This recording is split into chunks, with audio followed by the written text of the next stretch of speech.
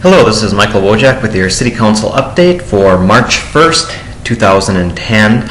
I'd like to tell you this was an exciting meeting where a lot of great business was done. Wasn't a whole lot on our plate, so this is going to be relatively short. I think a couple things I'll bring up. There was one item on the consent agenda that I pulled in particular, and that was landscaping on Highway 14. And what I kind of took exception to is we had a $50,000 no-bid contract that was going to a group that doesn't have an office here in Rochester, and it's no disrespect to anybody in the industry, but it's not exactly rocket science, and I think that that kind of industry, we should be keeping those dollars locally here in Rochester. It was pointed out that this was the group that did Highway 14, and they felt they'd be able to get a better rate, but I would like to create a precedent where if we're doing no bid contracts, it's going to somebody locally here. It's a relatively small amount, $50,000, but that's just $50,000 I think would have been better served staying in the local economy as opposed to going to a Twin Cities firm. My suggestion is not what we ended up doing.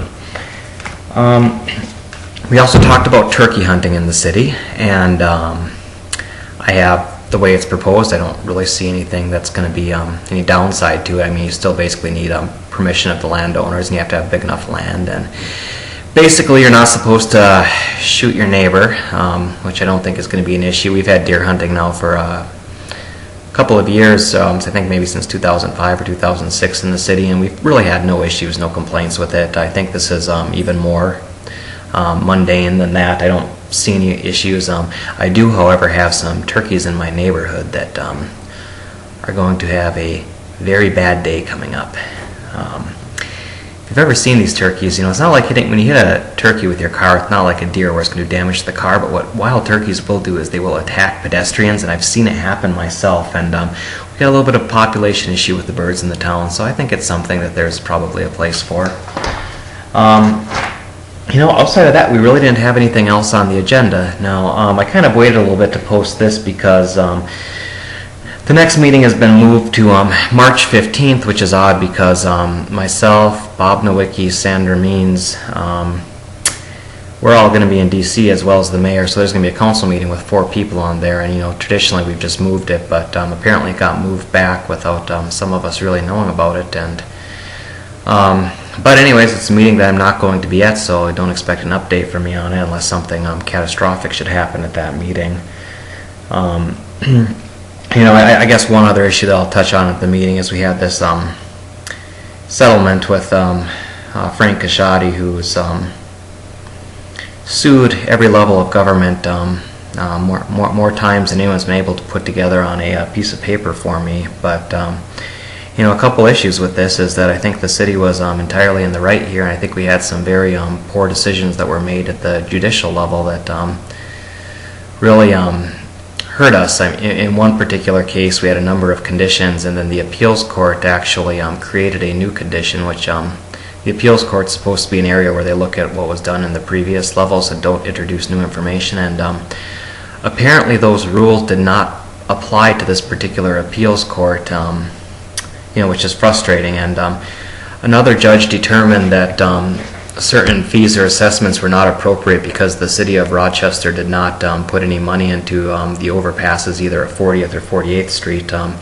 which in fact would be a very valid point to be made, except for one thing that's not true. The city of Rochester had, and there ain't a lot of things that you can do when you have brutally incompetent judicial decisions. There's not a lot that you can do when you have appeals courts that step beyond their means, and the situation that we were in is we could have gone back to square one and probably fought this thing and probably won, but the assumption that we probably would win on is the fact that we're assuming a competent judiciary, and that's not what we saw in the previous round, unfortunately. So it was deemed by staff that the potential risks were so great that it was worth directing essentially $1 million+ net to Frank Casciati to settle this thing, and I don't like it. I don't like it one bit. I think that the city probably, the taxpayers getting ripped off in this deal. No doubt about it. But I think that all this is going to do is serve to encourage folks to keep on suing away, because there's just a chance that somebody might screw it up enough that you can get a settlement out of it, and that's unfortunate. And it's I think employees have a little bit of right to be upset. $1 million settlement here, a $1.4 million corporate welfare project for Joe Weiss to bail him out of his poor decision making. Pop up a dome on the RCTC bubble with our flood control money. Throw a few $1 million at a visitors convention bureau that has still got some things that need to be addressed there. It's and you got employees that are taking furloughs at the same time, and I'll be quite honest. If I were them, I'd be pretty angry about the whole thing, and they have a right to be pretty angry about the whole thing. And but they shouldn't be angry at staff. They shouldn't be angry at these people who are getting the benefits of the decisions that were being made. The people that staff should be angry with is the City Council, myself included. And if they think that we're not being fair to them, I would 100% concur with their assessment that this is not really fair to them.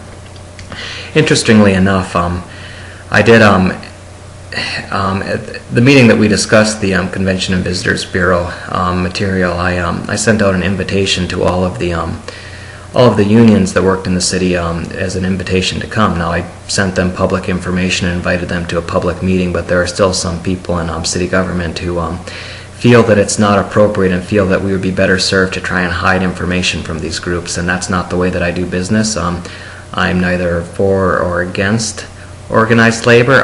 They are one of my many constituencies that I want to make the best decisions for as possible, but I think we're going to be hearing a little bit more about that whole thing in the future, because there were some things that happened in relationship to that were shady at best, and I'm going to be bringing that up. So thank you for taking the time to watch. Have a great week, and you'll probably see my next video right towards the beginning of April. Thanks a lot.